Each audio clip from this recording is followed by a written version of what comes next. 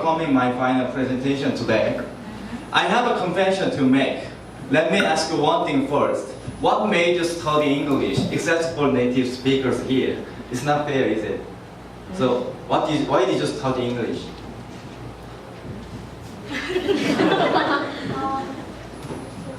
I want to speak English well. Yes, and what about you, Level? Actually, same mean. Yeah, there's many reasons for people to study English.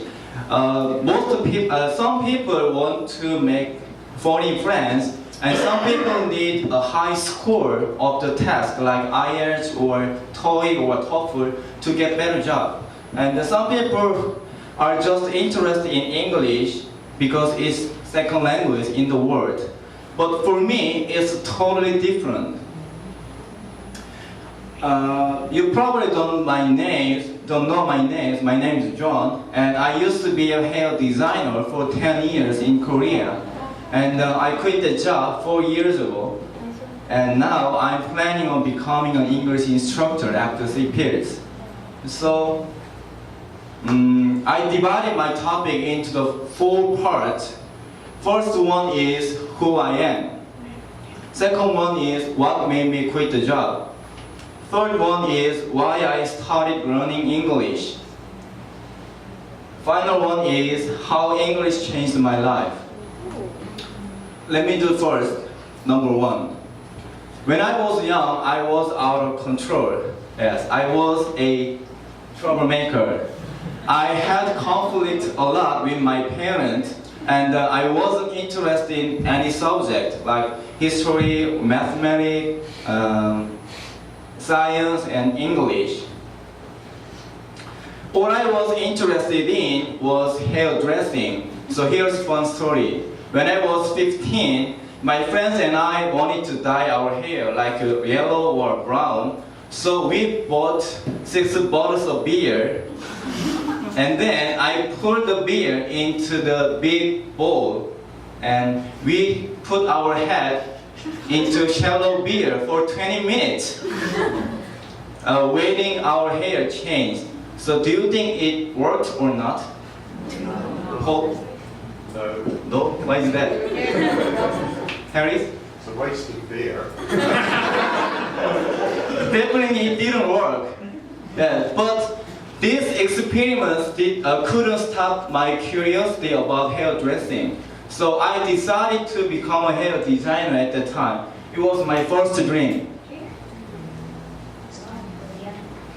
But unfortunately, people think about the male hair designer at this generation. They are not as good as women. But it was really true. My high school was specialized for good skills about beauty, like hairdressing and makeup and nail art. And then my high school had a cooperation with big company, which had 60 employees as a hair shop. Yeah, 60 is quite a lot of employees. But as I mentioned before, men are not as good as women. So my skill was really terrible, and I was the lowest one. And at the time, I had 11 colleagues, but it was like scratched in my pride. So I decided to outcompete them. So all I did was just to practice and practice and practice again. When my colleagues practiced 5 or 10 times, I practiced 100 times, even same work. So finally I could outcompete them in 6 months. And I was the first one, and I was the youngest one who is in charge managing their product. And a few years later, I had a good career, and I could meet someone who I had a crush on. And we were in relationship, and we got married. First of a few months, we were so happy. I was satisfied with that. But one day, there's one thing I didn't know about her. Her parents were really rich. So one day, I had a phone call from her parents, and she told me, "Why don't you have on your business?" But I refused it politely because I was satisfied with already, and the most important thing is my parents were poor; they couldn't afford to pay for it. But after a week, she called me again and just announced, "We have bought already buildings for your business. Just do it right now. You have no choice." Literally, I had no choice. At the time, I was 22. I was still too young to manage our own business.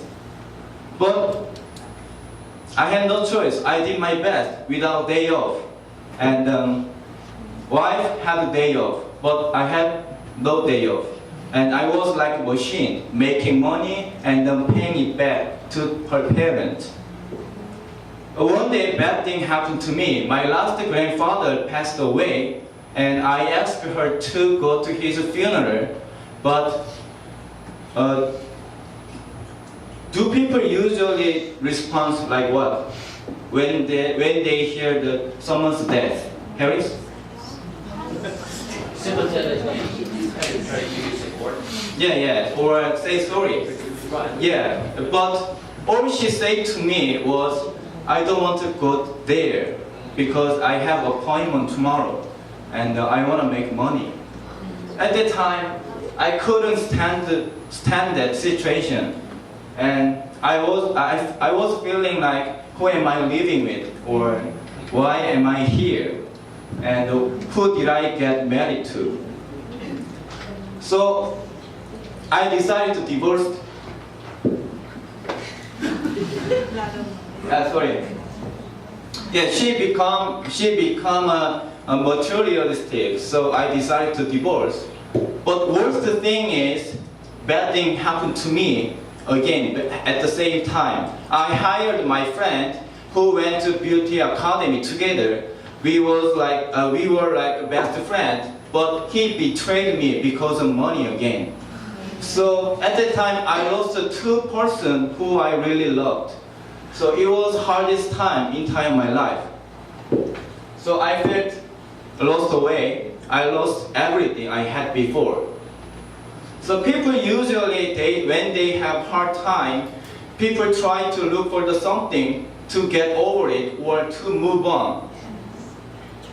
But I had a trauma about people.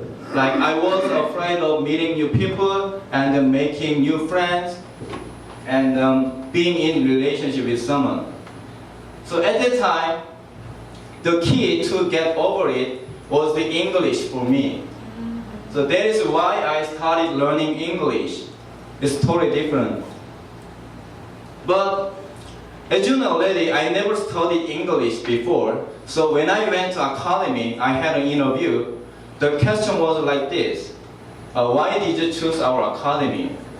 But I really wanted to say I never studied English before, and I can't read, I can't speak, or I can't write anything. But I said only 3 words: I nothing English. But look at me now, I can speak English. So I really studied hard. I studied 16 hours a day for 8 months in Korea. And after 8 months, I could speak English as much as I want. So I really wanted to dig English deeper than before. So I decided to go to Australia. But I needed to be brave because I have still trauma about people. But I did it. So I went to Australia. That is part 4, how English changed my life. I could make many friends. I could have fun with foreigners because I could speak English. And then my trauma was disappeared slowly. So I could escape from trauma. And there's 2 things more English changed my life. English gave me second life, and English gave me second dream to be an English instructor. So there's two messages I would like to deliver to you today. One thing is don't be afraid of challenge. This is me. Yeah, I went skydiving in Australia. It was really awesome, unexplainable. And next one is don't be a frog in a well. I really like to say anyone can be anything. Yeah, I used to be a hair designer, but now I'm dreaming to be an English instructor. Thank you very much.